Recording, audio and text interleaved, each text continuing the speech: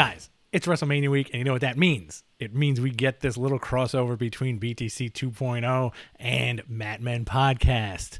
That being said, this week I talked to Daniel Warren Johnson about his new comic out from Image this June called Do a Powerbomb. That's right, it's a wrestling-related comic.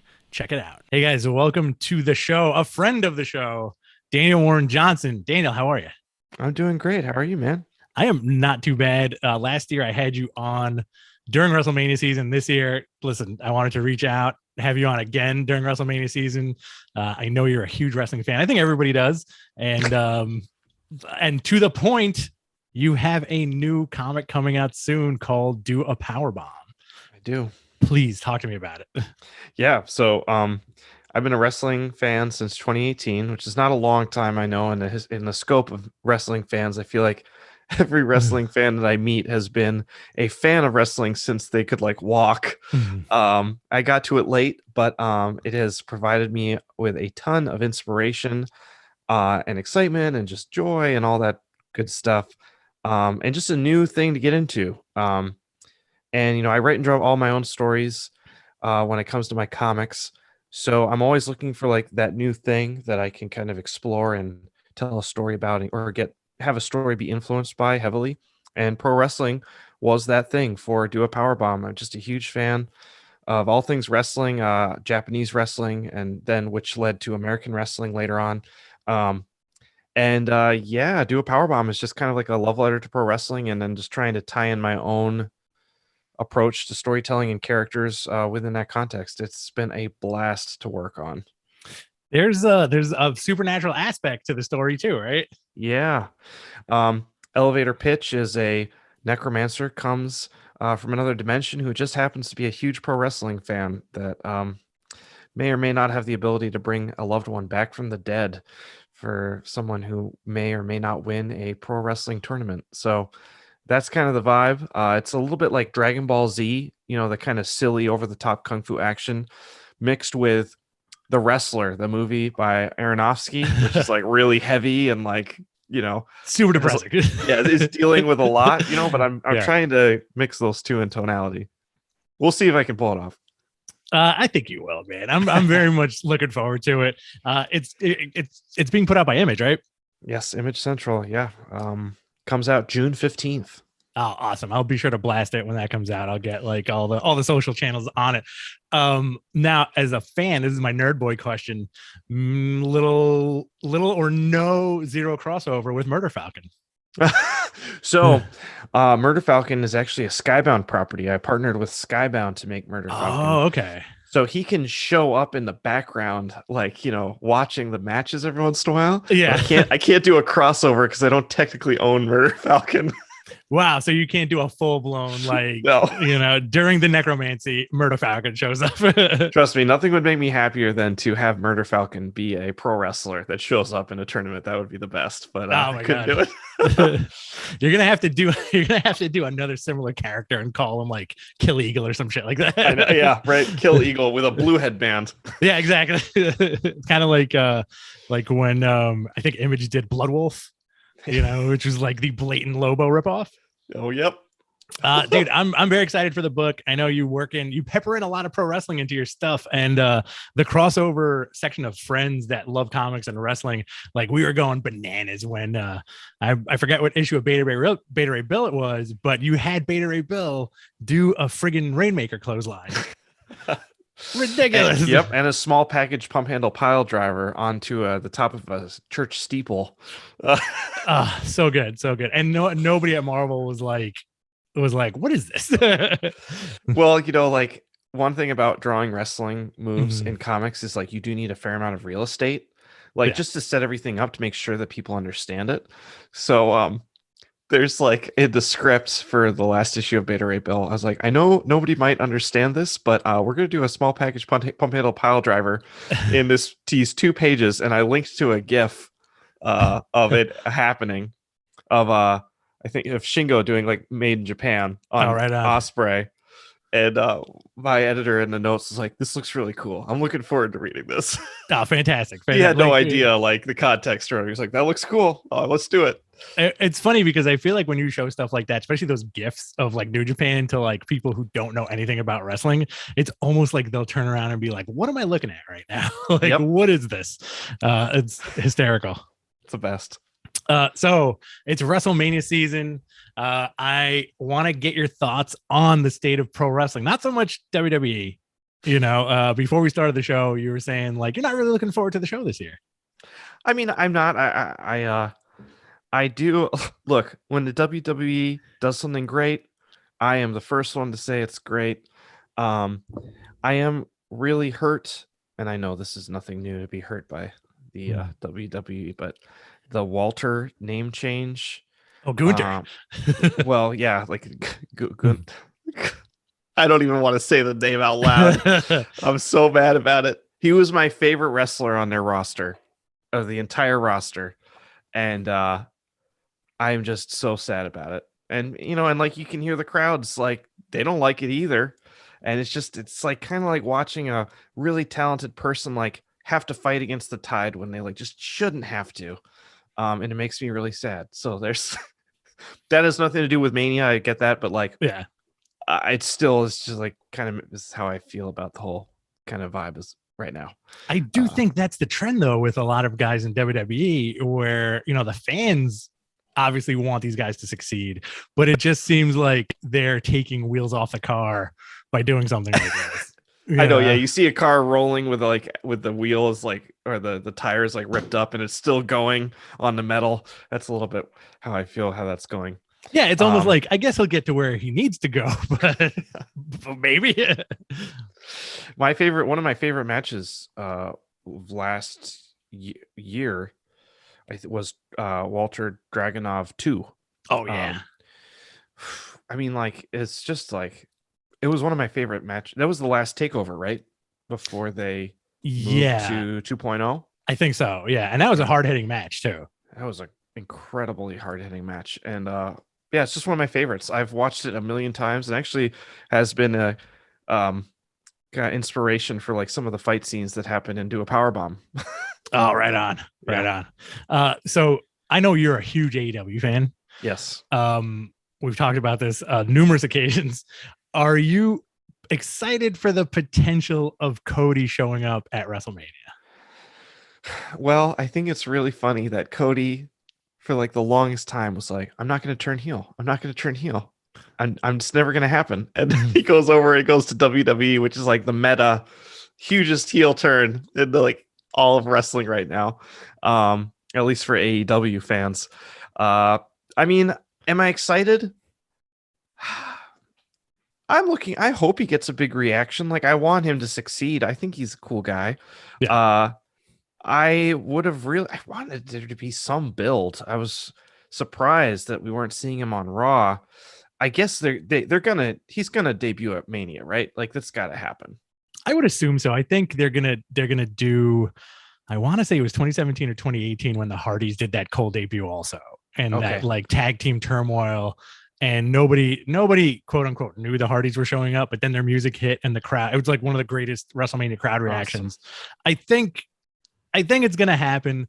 And I want to kind of piggyback on what you said, where it's an interesting thing where this guy, Cody Rhodes, was like, "Hey, I'm done with corporate wrestling. Like there's no corporate wrestling in my blood," but he's also like a very interesting character in the respect that he really knows how to work a crowd. He does. So this could be a lot of like weird and interesting going forward. But it's also like, I feel like to me personally, I'm like, this is kind of like a dent in that AEW roster because I really did look forward to like all the Cody stuff. I feel like I'm in the minority there though. I actually, when it comes to me or not, because I loved almost everything Cody did in AEW. And every time he would do a promo, it was so interesting because like people were like turning on him for like, which I feel is like not really any good reasons. The whole Anthony Ogogo thing, I guess, but that never really bothered me a ton. Yeah. And I guess people wanted him to not go over, but like, I'm like, it's Anthony Ogogo. Like, let's build him up a little bit. It's no big deal, and it wasn't even his call. So I I always really liked everything that he said, and I loved him pushing it back against the crowd and like airing it out. Like, I'm not turning heel, and just like saying it with such honesty and like passion that you just don't really see. You don't really Mhm. see a wrestler like that so blatantly like pushing against like of their own volition, pushing Right. against the tide like that. It's was really cool to see, and I kind of admire him for it. I think he broke the fourth wall in a very interesting way. It wasn't tongue in cheek. I think the way like wrestling works, Yep. it was like almost like an honest thing where he was like, you know what, I'm a smart dude. If I go out there and say this is exactly how people are gonna react. And I Yeah. think that started with, I want to say like a year and a half ago, where there were boos peppered into the crowd. I believe they were in Georgia, and he was getting booed in his home state. So something must have clicked, and he's like, "This is the trajectory for me now." Yeah. It's interesting. I wish him nothing but the best, and I'll be checking out Mania. I'll be having it on in the background for the whole weekend, and I'll be looking for him to show up, and I'll be there for him. So Oh, same here, dude. This is interesting too, because a year ago, when last time I talked to you about wrestling, it was a far cry from what we have now in AEW, right? yeah. So I want you to walk me, like, tell me, who are your favorites? Like, what do you love about the show, and what don't you love about the show now? Okay, so I went to All Out, and when the Lucha Brothers won the tag team titles, I cried. Oh my god, That was a great match. It was incredible to be there live. where were you sitting? I was sitting, gosh, I was, I was, like how it's like it's like kind of like a big football shape. I was like right over here, and the stage is right here. So Oh, I so was you were like right down there. close. I was pretty close. Yeah. We I was like into it for the whole show, and Mhm. like went because I think Eddie and Miro was the first match on the official card, Yeah, right? I think so. Man, I was screaming at Bryce, like, because Bryce was the ref and he was Uh, just being an idiot, like, which of course isn't storyline, but I was like, I was so into it, I was jumping up and down. And when Minoru Suzuki came out, oh, I geez. was losing my mind. I was like, this hard cam better be on me because I'm doing a dance. I was so pumped. Um, Yeah, I feel like you must have gone completely I was apeshit. so excited. And it wasn't just like, because we did see Minoru Suzuki Moxley in early 2020, right? In New Beginnings. I think so. Yeah. Before the crowds, of course, went away and the Mhm. pandemic happened. But just seeing him walk out there was also, and all those people there, and like the energy, it was just a little bit like, the pandemic wasn't over, but it's like we're moving forward.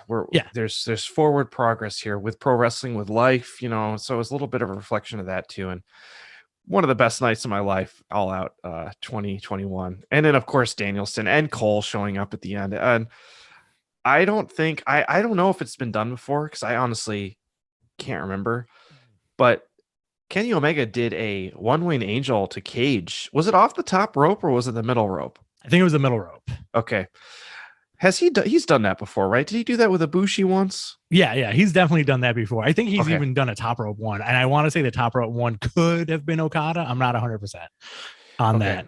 Yeah, I'm not good at remembering that kind of stuff. I may have not Yeah, even same seen here. it, because if I was watching wrestling in 2018, there's a lot of Kenny Omega before 2018. Yeah. Um, but yeah, I like the Okada epicness. I watched all those matches, Mhm. but I can't remember.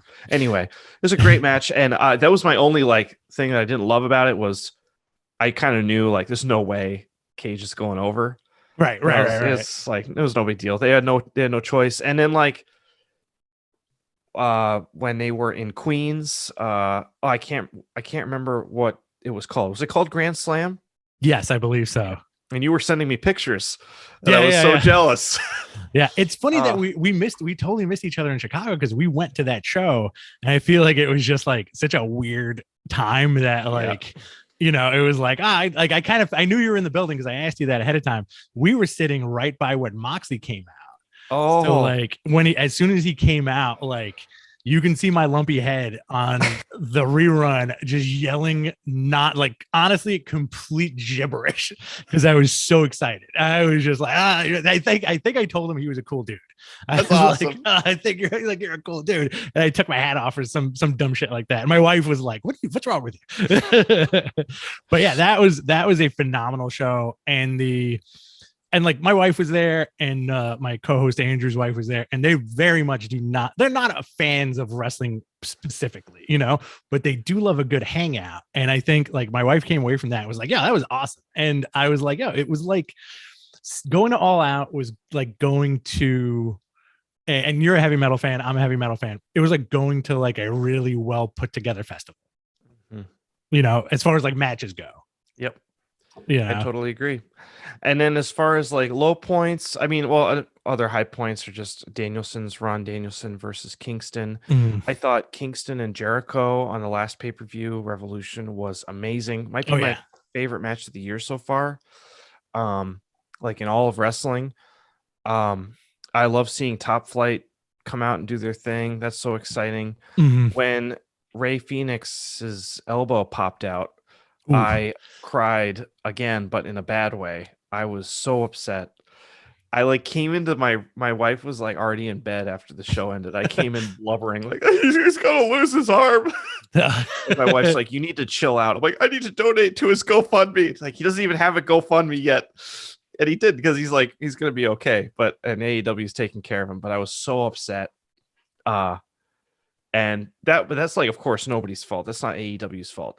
My biggest kind of frustration with AEW right now is the TBS championship. Like, I wish nothing but the best for Jade Cargill, but like, I just don't. I get that she's a rating straw, but I'm like, are you championship material right now? I just don't. I don't know. I don't see it right now. I don't know how you feel about her, but I think it's a slow burn. You know what I mean? Where like there's a lot about her that is such a positive that it's okay that she's maybe not the best in the ring. You know what I mean? Like, she's a mom. I think she may be a veteran. I'm not 100% sure about that last part, but she does like a lot of positive empowerment stuff. She looks ridiculous, she has the look for sure. Yeah. Like, she looks like Storm came to life, like a Jim Lee Storm or something. You know what I mean? Like, just like real jacked. I don't like dislike her as a wrestler or even as like a character or anything like that. I just want the TBS championship to be on somebody else right now. Who would you see it on? Who would you like to see it on? Ty Connie, I think I'd really like to see. I think she's awesome. I think she's underrated. Yeah. Maybe I know that they're doing something different with Statlander right now. I think Statlander could have it 100%. And as one thing that is the main thing is like, the TBS, it's a title belt, and I feel strongly that these belts should be like defended against people that like really matter. And I feel like to get to these 30, 40 wins, whatever she's at now, they're just kind of feeding her jobbers, and it just doesn't feel like it matters. And because of the storyline, and because I know she's a rating straw, like I have trouble that she's gonna lose, like believing that there's any stakes, I guess I should say. Yeah. And I just don't care. So that's kind of my thing right now. I agree with you. I think she should be put into like not so much like a main event program, but like you need something with a lot more stakes. I feel like if she could do an awesome feud with Ruby Riott, that, like, for example, I think I'd be super interested in that. I wouldn't mind seeing Ruby Riott hold that title, because she's also very marketable. Have you seen any of these? This is a kind of a that's related. They're setting up her with a lady that's been on Dark a bunch. I don't know when it's going to happen. They aired a video package with her last night. She's going to be facing her for the TBS championship. I can't remember her name, but she's got some awesome skills. Was it Diamante? No, it's not Diamante. It's I can't remember her name. I'm so sorry. It's Lady tough. Pro Wrestler. Don't apologize. I mean, like, that AEW roster right now is huge. It is, and like, I talk about this a lot, where it's not to the point where I don't think it's to the point where it's bloated, where guys are gonna be dropping like flies. But I do think for the TV time they have, Yeah, it's not enough time for everybody that they got. it's not. And yeah, go ahead. No, so whoever they did this video package, Jade is going to face her, and I think her look and her whole vibe is really cool. Mm-hmm. I know I'm really into a wrestler when I want to do fan art of that wrestler, and I want to do fan art of this lady, and I should know her name. I'll get it eventually. I'm She sure has it'll this pop really in. awesome slam that just looks great. She does a lot of submission holds. I'm pretty sure she did like mixed martial arts legit before wrestling. It's not Layla Hirsch, right? No, it's not Hirsch. I love Layla Hirsch though. Yeah. Oh, you know what? I think I do know who you're talking about, and it's also gonna pop into my head. Like, Yeah. I bet it's gonna pop into my head when this is over. I guarantee it. So like, I want to talk to you about that, like that deep roster. So, as a fan, a self-professed fan who started watching in 2018, does the CM Punk stuff do anything for you? Like currently? Yeah, like the current AEW CM Punk, like the return, the matches, the build, his promos.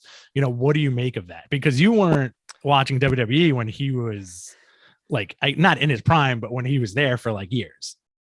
Yeah.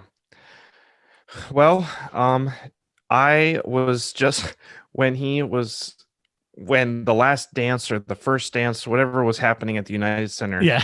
Once those tickets went on sale, I just bought a bunch because I was like, they're $25 and I was in the nosebleeds. Mm-hmm. And man, what a moment. It was so amazing.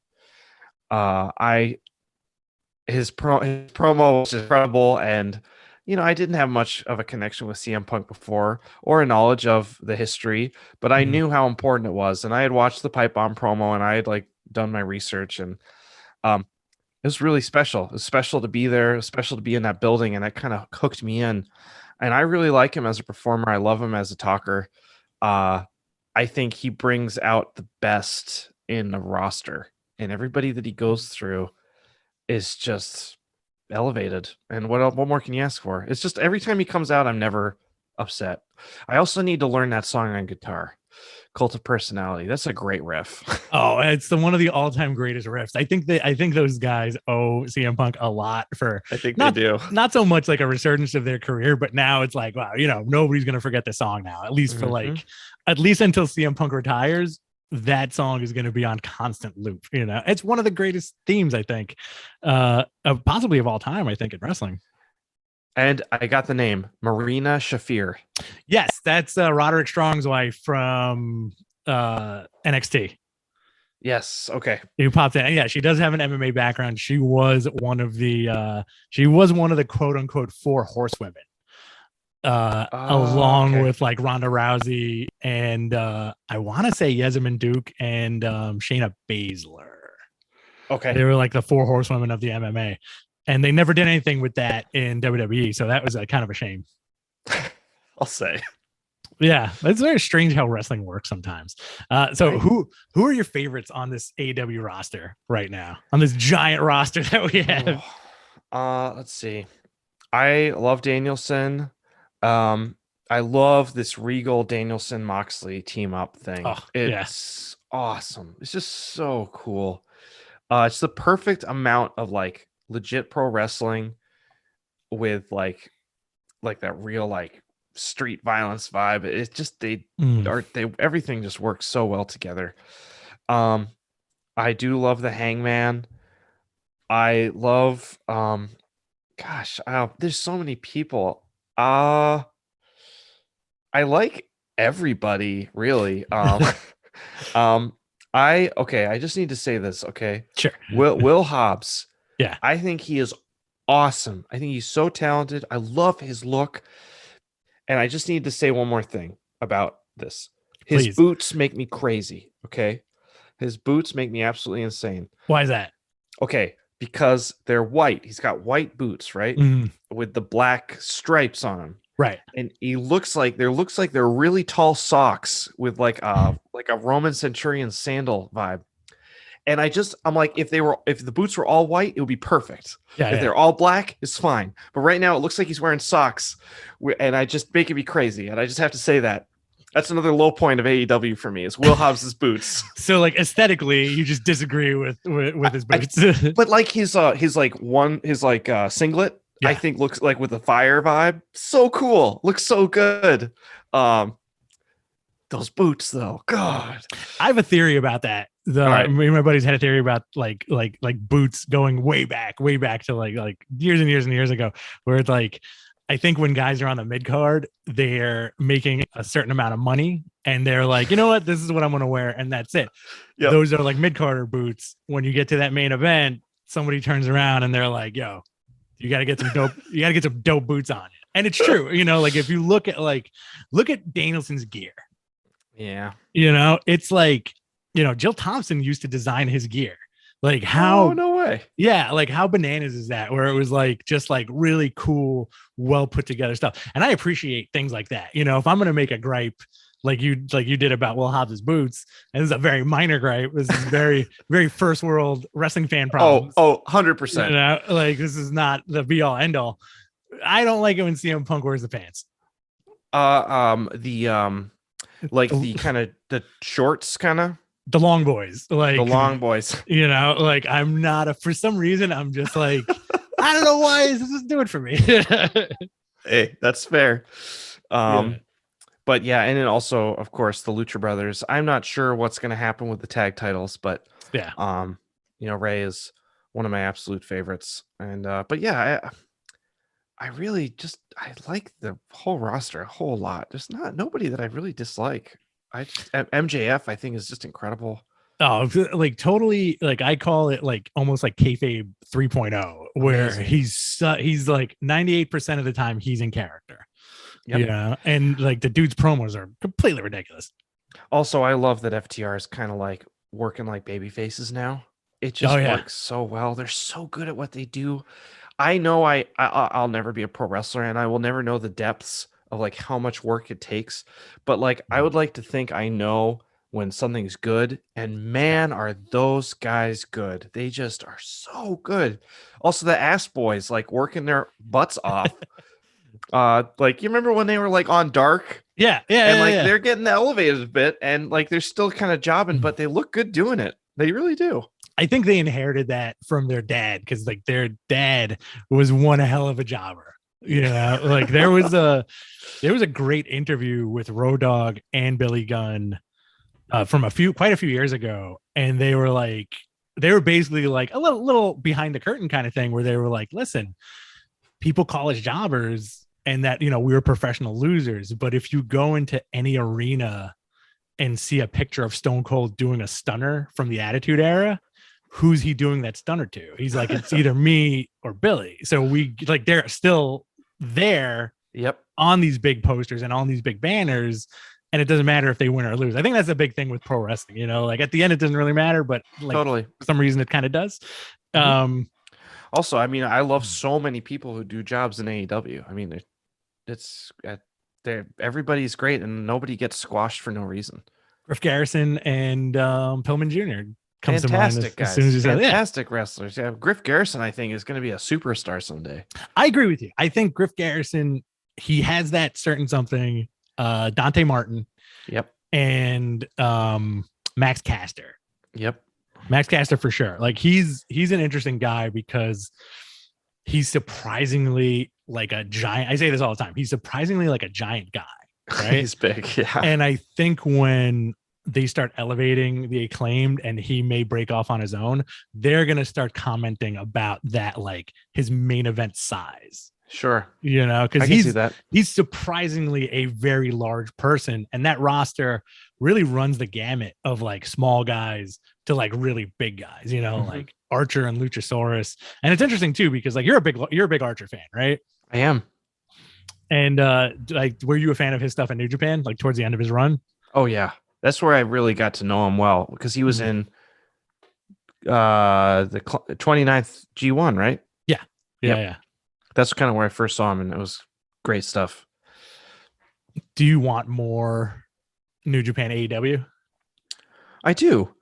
I would really like that. Mostly to get AEW people over to New Japan, because I think they need I think they need to Get some fresh blood in the New Japan roster. I think once all this stuff is really settled down and travel like is full blown again, I think we're going to get a lot of that, and a lot of the stuff, I don't know how you feel, but a lot of the stuff that really I enjoyed about New Japan is it's going to be a weird kind of like, not tangent, but I'll give you a good example. Jay White being in AEW. Awesome. Right. Really Yep. big fan of that. He showed up 2 times on TV and now he's doing stuff on Impact. But listen, there's a lot of wrestling during the week. I don't really watch Impact, Nope, me neither. and I see the clips and I'm like, yo, this is really good stuff that I'm not watching with the stuff with it's Jay White, Chris Bay, the Good Brothers, and they kicked out Tama Tonga. So now Tama is teaming with Taguchi and Tana Yeah. in New Japan. So it's very interesting. Like, I feel like that was almost like a throwback to like the mid-teens, where you have Tama pre-Bullet Club. So I don't know how you feel about all that stuff. I mean, it's cool. You're right. There's like so much good wrestling right now, and especially now with like Mania week, like there's some super card happening in Texas tonight where like the winner gets $5,000. It's on Fight. Banditos taking on Speedball Mike Bailey, and I'm like so there for that. There's like so much good stuff, and I will say I have not watched a full New Japan show in many months. Me too. And it's not, it's not our fault. No. It's because like it hit an interesting, I think when Evil won the title, there was like a dip in my attention span for New Japan. And it's not Evil's fault, but it was like they're doing the best they could during the pandemic. And I think without that influx of like the international stars, it really kind of hurt them. Yeah, and I gotta say, like, when I'm able to watch in the scheme of things that I'm able to take in a week, watching New Japan stars like kill themselves for clap crowds, I just can't do it. And I know everybody's in a different place. The wrestling's still solid, but the atmosphere is such a huge part of that vibe when it comes to every kind of pro wrestling thing. Like, I really want that to be a part of it. And I know that that's outside of their control, but really until the clap crowds come back, these matchups, I just don't, they're not really, I can't get excited about them because I know the crowd can't really get into it either. So that's one of the main reasons why I have trouble with it. Yeah. Did you watch Wrestle Kingdom?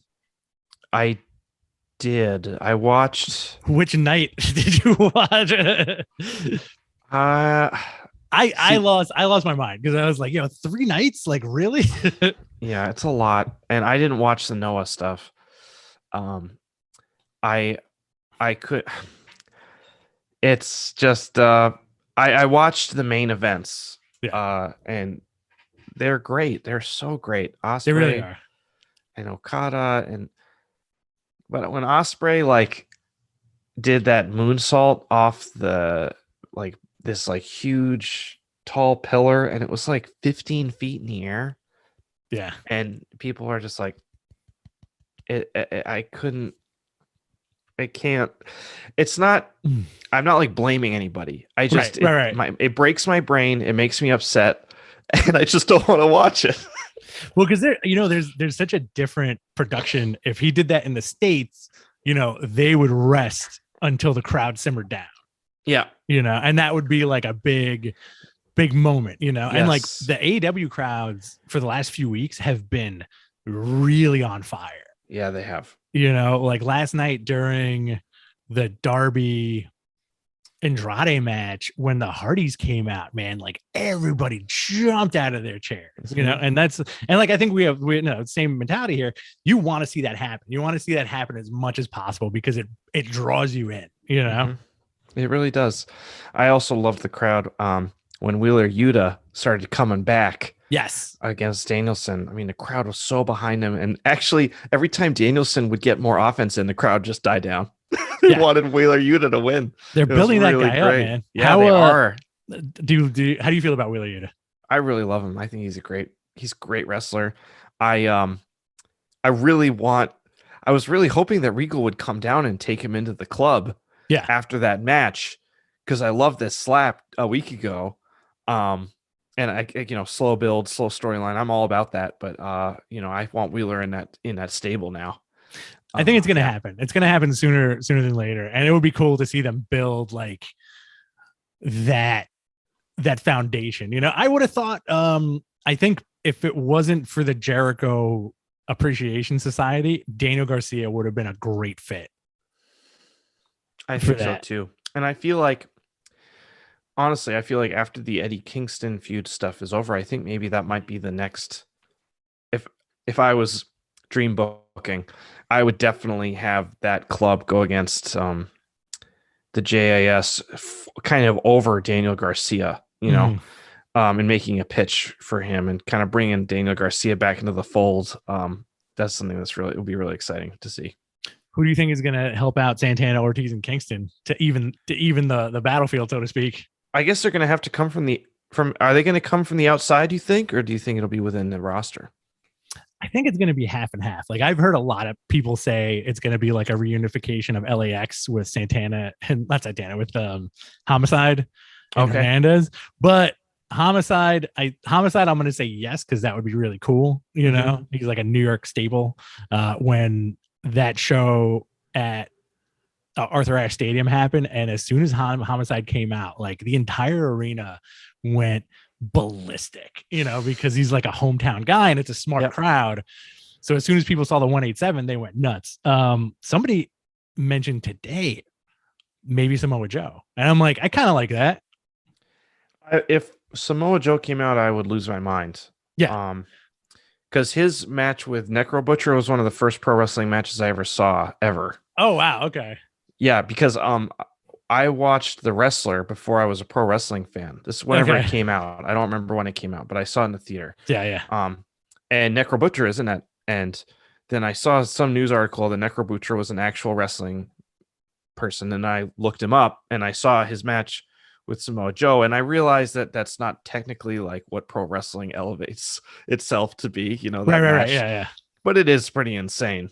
And I was like, this the whole time. Yeah. And so Samoa Joe is like one of the early, when I think pro wrestler, I think Samoa Joe in my head, because it's literally one of the first pro wrestlers that I ever saw.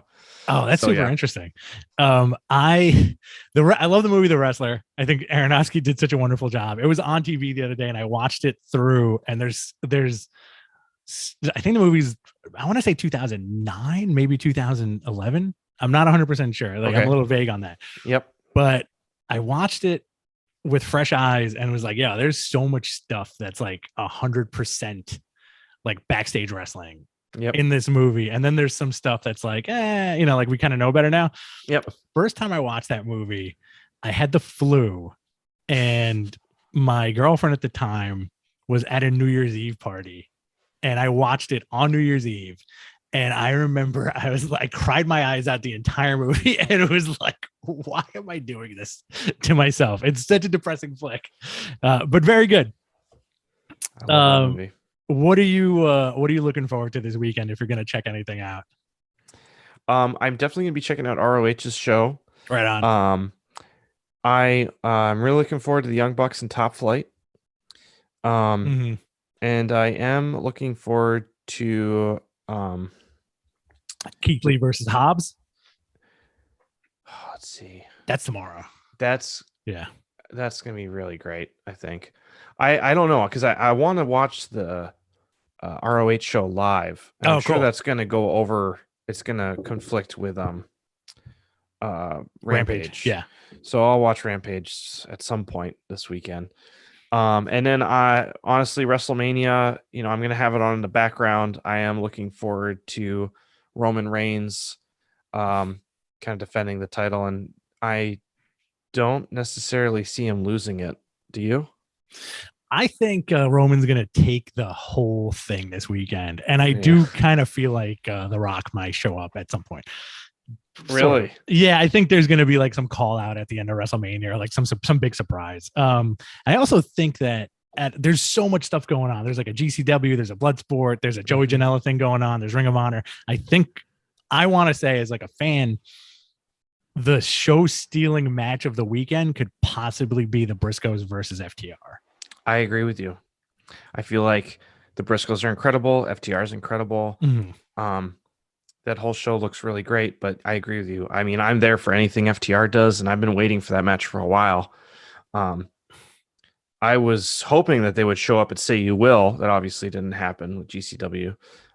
So here it is, finally happening. Let's do it. I'm ready. Oh, dude, me too. It's gonna be a good weekend, man. All right. As a comic book writer, artist, and creator, aesthetically, who does it for you in pro wrestling, in the modern landscape of pro wrestling? Like if almost like I could channel their energy into what I'm doing. And if you could channel their energy into what you're doing, or if you're like, wow, like, yo, that outfit is ridiculous. This is kind of inspiring, et cetera, or that move set, or anything dynamic, motion, storytelling, anything. There's this mix of like the flashy pro wrestling stuff mixed with like that really like intense kind of MMA vibe. Uh, the person I'm thinking of right now is Malachi Black. You know, like Malachi Black is like has this really grounded wrestling style, but then every once in a while he'll just like do a moonsault, Yeah. Yeah. and you're like, whoa, whoa, oh, and it fits. It works really well. It's not overdone. Kind of like how every once in a while, like Kenta Kobashi would like just do a moonsault, and when he did it, you were like, oh my god, someone's gonna die. Yeah. But just every once in a while, you have these like really grounded guys going up in the air, and I think that style is like really fun and exciting. So Malachi Black is definitely fits in that category. I think Danielson doesn't do any high flying at all, but I love seeing Danielson. He's just so good at making things look so real. Yeah. And his cattle mutilation finisher is just so badass. It's such a great finisher. And one thing like that gets me really excited as a creator is seeing Danielson. Wait, remember when that run? He was on that run. This is before he took on Omega, and every single person that he faced, he finished in a different way. Yes.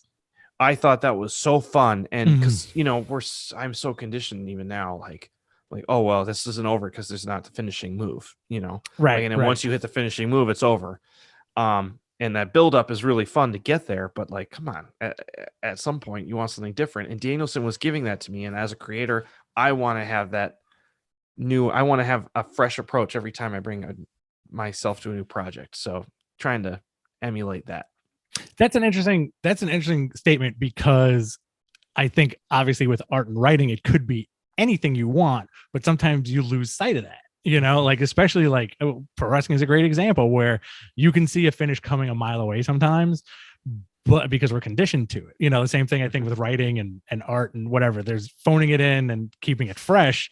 Where now I think on the AEW, New Japan, Ring of Honor side of things, it's things could start and end in so many different ways, and now it's almost like a friendly competition between the talent to see who can get away with what.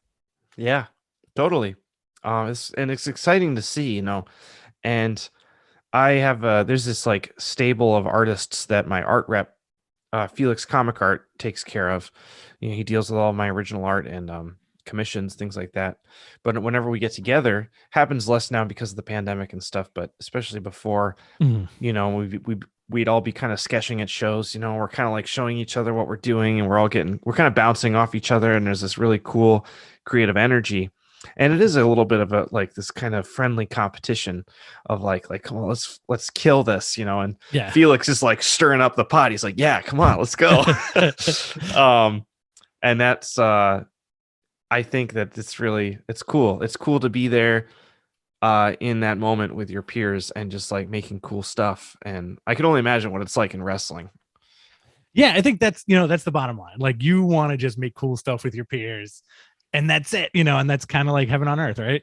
Yeah, totally. All right, Daniel, listen, I appreciate you coming on. You can come on whenever you want, and please like promo yourself. I know Do a Powerbomb is coming out in June. Yeah, so Do a Powerbomb. It's a 7-issue miniseries that's coming out with Image Comics. If the idea sounds interesting to you, please, it would be a huge help to me if you went to your local comic book store and asked them to order you a copy of issue 1. I'm doing it all on my own. I'm not getting paid till the book comes out. It's kind of an intense thing. I've jumped off a cliff. I've jumped like 7 months ago, but I'm still falling, and hopefully they'll be, hopefully it'll be a all big right. pile of cash at the Oh bottom. yeah, a big pile of cash bed that will. Um, but yeah, if it just seems exciting to you, please pre-order it. I go live on my YouTube channel every week. It's called Friday with D-Dubs. It's very laid back. I just draw a little bit, get some work done while people hang out and chat. And you can find me on all of the socials and everything. I'm around. And thanks so much for taking the time to hang out with me, man. Hey man, thank you for taking the time to hang out with me. You're a way busier person than I am. Cool, man. I appreciate it. Thank you. And again, you're welcome back anytime, dude. Thanks, brother. All right. I'll talk to you soon. Man, what a fun interview. I'm glad to talk to Daniel about wrestling anytime, any day, any place. That was a lot of fun. And guys, enjoy the wrestling this weekend. Enjoy all the cool stuff, all the dumb stuff, all the fun stuff, all the stuff that gets your blood going, but don't take it too seriously. I'll see you soon. Later. Mwah.